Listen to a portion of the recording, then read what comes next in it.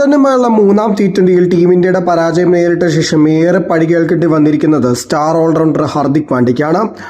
Run ചേസിൽ power പ്ലേയിൽ തന്നെ ക്രീസിലെത്തിയിട്ടും 19ാം ഓവർ വരെ പുറത്താവാതെ സ്ലോ ഇന്നിംഗ്സാണ് പാണ്ഡ്യ കാഴ്ചവെച്ചത്.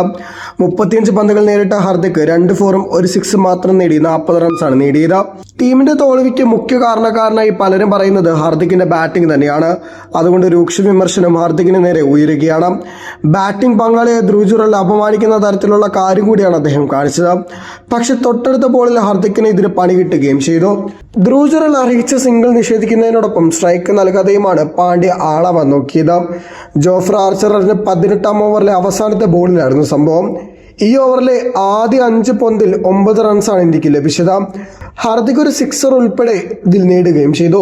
4ാമത്തെ ബോളിലായിരുന്നു താരം സിക്സർ പറത്തിയത്. 2ാമത്തെ ബോളിൽ അക്ഷർ പട്ടേലിന് വിക്കറ്റ് നഷ്ടമായി. ഓവറിലെ അവസാനത്തെ ബോളിൽ സ്ട്രൈക്ക് നേരിട്ട ജുറലാണ്. മിഡിൽ ലെഗ് സ്റ്റംപ് ഏരിയയിൽ ഒരു ലെങ്ത് ബോളായിരുന്നു ആർച്ചർ എറിഞ്ഞത്. സ്വീപ്പ് ഷോട്ടിലൂടെ ജുറൽ ഇത് ഡീപ് സ്ക്വയർ ലെഗിലേക്ക് കളിക്കുകയും ചെയ്തു. തുടർന്ന് സിംഗിളിനായി ഓടിയ താരം പിന്നീട് പകുതിക്കെത്തിയപ്പോൾ ഹാർദിക് മടക്കി അയക്കുകയും ചെയ്തു.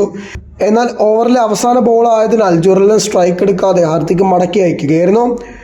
ജുറലിന്റെ പ്രഹരശേഷിയെ വില കുറച്ച് കണ്ട ഹാർദിക് അടുത്ത ഓവറിലെ ആദ്യ പന്തിൽ പുറത്താവുകയും ചെയ്തു. പേസർ ജേമി ഓവർട്ടനാണ് അദ്ദേഹത്തെ മടക്കിയത്. ഓവറിന് ശേഷം കയ്യിലുള്ള ബാറ്റ് മാറ്റി പുതിയത് കൊണ്ടുവന്ന ശേഷമാണ് വമ്പനടിക്ക് ഹാർദിക് തുനിഞ്ഞത്. എന്നാൽ അത് പരാജയപ്പെടുകയും ചെയ്തു. വളരെയധികം ശുഭിതനായാണ് അദ്ദേഹം ക്രീസ് വിട്ടത്.